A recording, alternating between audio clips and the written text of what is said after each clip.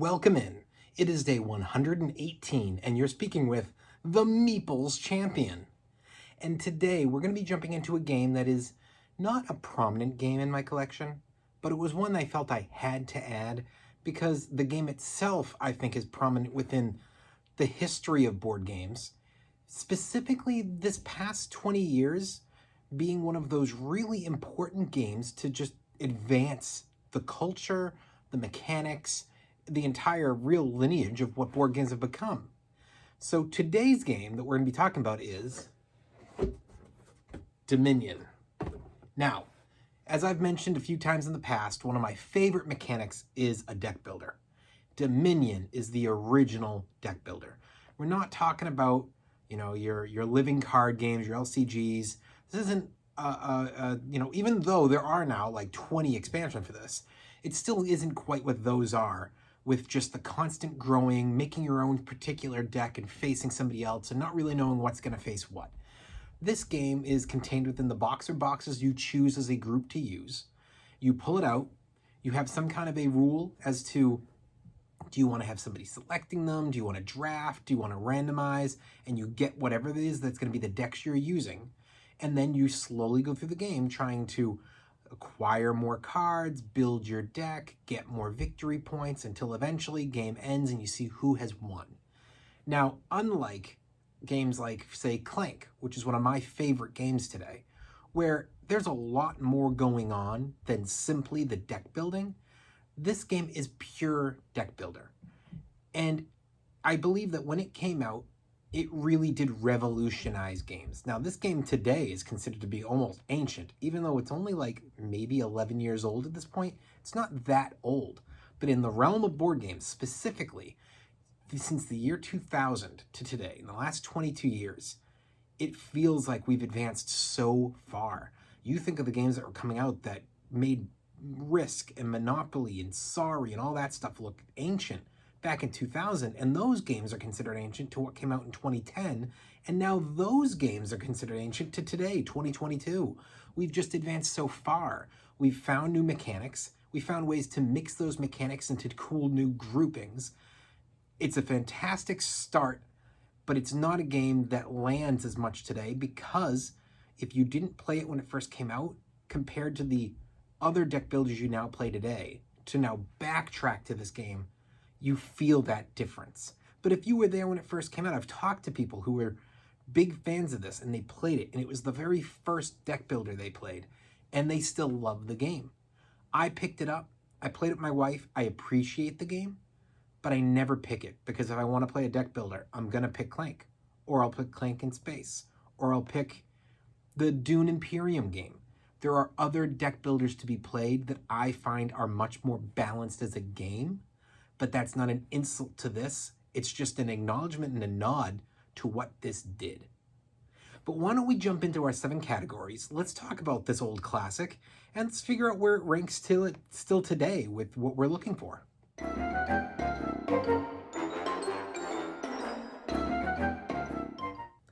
So the art of this game, I don't think at any point anybody was massively impressed with it. I've heard people that don't like their choice on what they used for the actual lettering. I actually don't mind it. It doesn't hurt the eye, and in some cases it stands out, other cases it just blends in. And to me, I'm like, that's the perfect 2 because I don't want it to be bad, and I don't think it's bad. That being said, the box art and even the card art doesn't grab me. I think that it's very generic, and while I don't think it's bad, I don't think that it's an art that I'm laughing at it. I think it's an insult to the gaming community or anything like that. It doesn't grab my eye. It doesn't make me more intrigued while I play. So I have to give that art a thumbs down.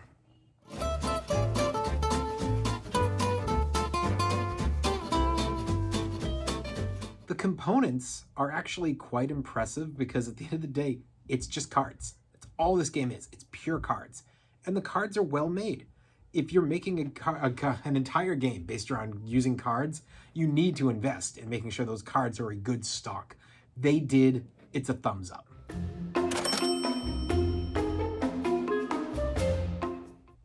The price is fair. I picked my copy of this up at a Barnes & Noble. I don't know how often you see this at a Target. I think it was there for a period of time, but I think it's kind of gotten booted out as they've been rotating into their newer upgraded stock of games. And so you're really finding this at your Barnes & Nobles and maybe 2, 3 out of every 5 board game store. It's not going to be at your war game stores. It's not going to be at your every single corner game store. It's not going to be at the ones that are kind of comics and board games. It needs to be a board game exclusive store, and it needs to make sure that it's kind of open to everything because they'll want this on a shelf.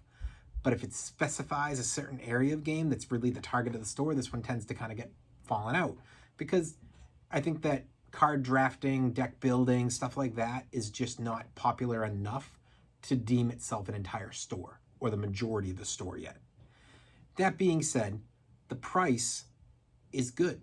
This game goes for right around 40, maybe 50, but I think these days it's really fallen into that 40 range. So I got to give it a thumbs up. The price is very acceptable to me.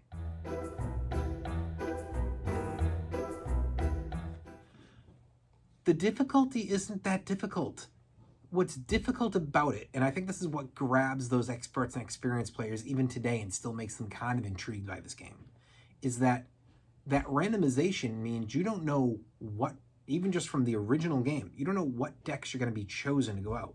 Now, I'm not remembering off the top of my head, but I want to say it's somewhere in the range of like 10 to 16 different decks get put out.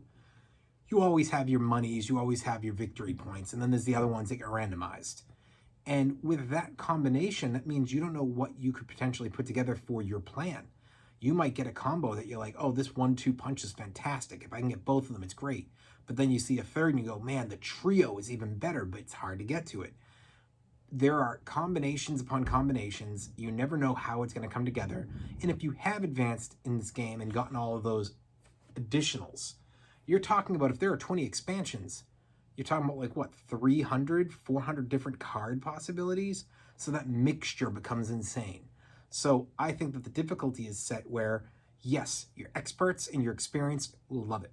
But for your beginners and for your kids, if it's too much, you can still look up and they'll tell you straight out, oh, you're using the original game? Okay, here's your different cards that you have in the game. We recommend starting with this grouping. It'll be a nice, easy game to introduce people to the game. So I think they do a good job with their difficulty ranging. That's a thumbs up.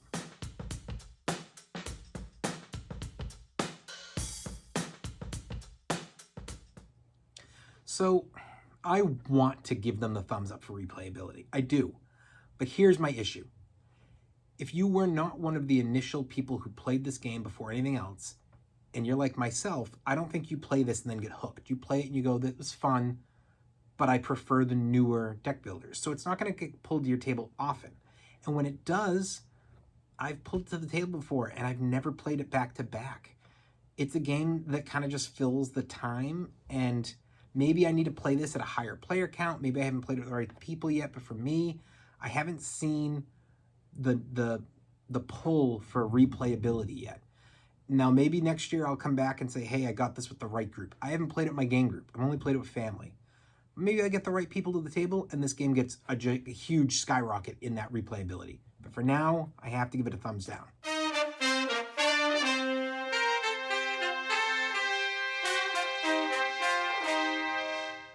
Keys to victory. I mean, I already said that when it came to the difficulty. There's so many different combinations. So it all is up to what's your combo and how good are you at figuring it out. You know, have you been paying attention to the board and you go, oh, wow, normally that card isn't good. But it so happens that it's mixed with these 5 or 6 other cards that if you're using it the right way, this card could really be really well used. Or on the flip side, this card's usually dominant, but the cards that we're used to seeing it pop out with aren't here this time, and it's got nothing to aid it. It's all of a sudden dropped in its importance. There's lots of keys to victory, and never are you going to have one game to the next where it's going to be clear cut which one is the obvious do or don't. So I think for that reason, got to give it a thumbs up.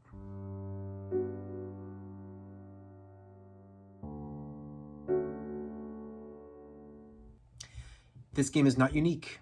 When it first hit stores, it was one of the most unique games out. I'm pretty sure it won an award for Game of the Year or something like that when it came and hit the stores. It brought in a brand new mechanic. But since then, its mechanic was so popular that not only has it been replicated, it's been improved upon. So now when you go and you think, I want to play a deck builder, there's too many options. And this one, unfortunately, is at the bottom of the list. It's not a bad game. It's just, it doesn't stand out in the bunch anymore. And it's definitely just not unique. You know, if you're judging, say, Clank, I can say this game doesn't get compared to Clank because Clank's more than a deck builder. But Clank gets compared to this because Clank is a deck builder. So if I'm considering this game, I'll consider Clank. But if I'm considering Clank, I may not necessarily consider this. That's the shift. So that's where this unique factor's really dropped for it. So I have to give it a thumbs down. Overall, what do I think of this game? Without question, it's a modern classic.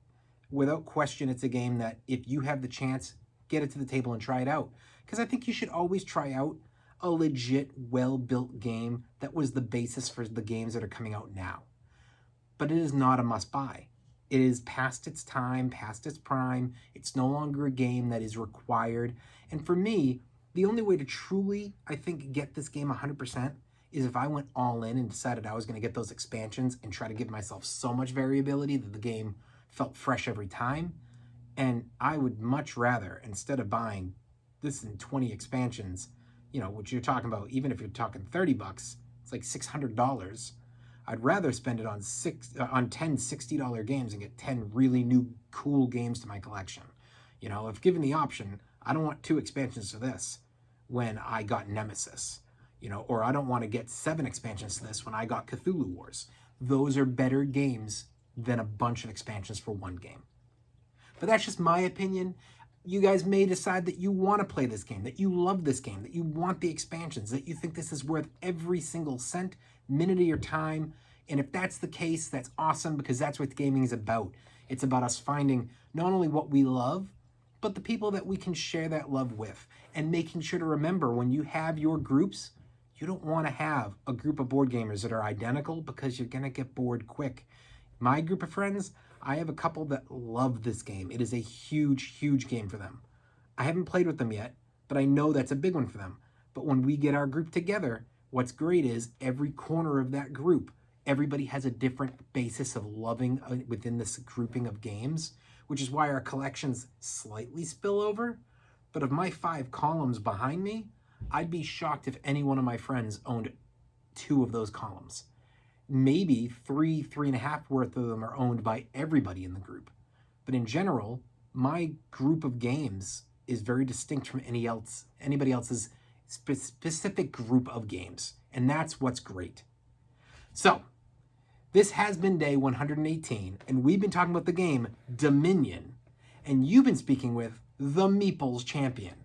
Like, share, subscribe, and check down below in the description if you are a fan of this game. I'll put in an Amazon link so you can pick it up for yourself. Until next time, I'll talk to you tomorrow.